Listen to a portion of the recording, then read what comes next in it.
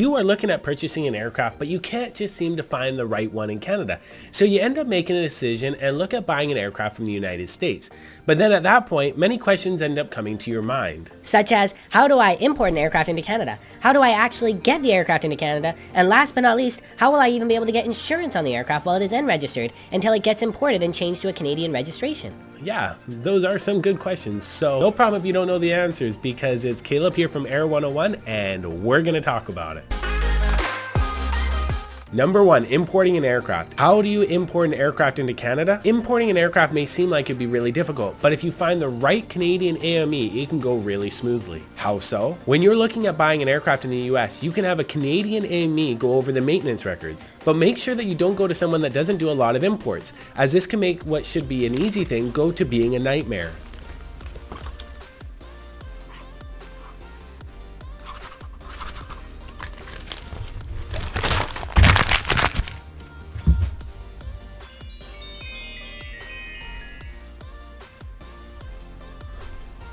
Oh, thank goodness, that was just a nightmare. That could have been a lot worse.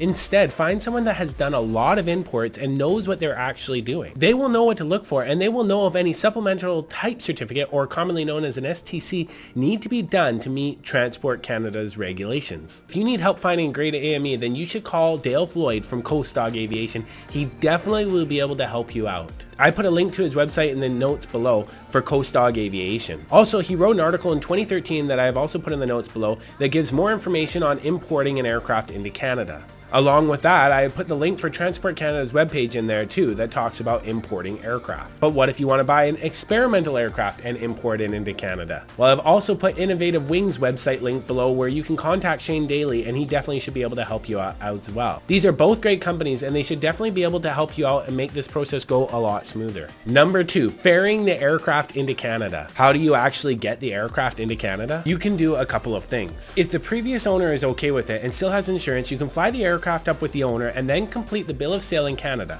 This is a great way for you to get some experience in the aircraft that you're purchasing. Another option is you could buy the aircraft in the US and hire a ferry pilot to bring the aircraft up to Canada with the US registration and then do the import. Or last but not least, you can end up buying the aircraft in the US and flying the aircraft up on a temporary ferry permit with a Canadian registration. Number 3, insurance. How to get insurance for importing an aircraft into Canada. A lot of insurance companies, not all insurance companies, but a lot of them will insure the aircraft when it's N-registered while it's being imported into Canada. They usually just want the aircraft owner to make sure that the aircraft gets registered with the C registration as soon as possible. Sometimes it takes longer than expected, so just make sure that you get your aircraft registered with a Canadian registration no later than 3 to 6 months from the date that you actually purchase the aircraft. To be honest, the insurance aspect of this whole process should really be the easiest thing, and if your aviation insurance broker tells you otherwise, then maybe you should be finding another broker to help you out with your aircraft insurance. So here's what you do. You send the application in with an N registration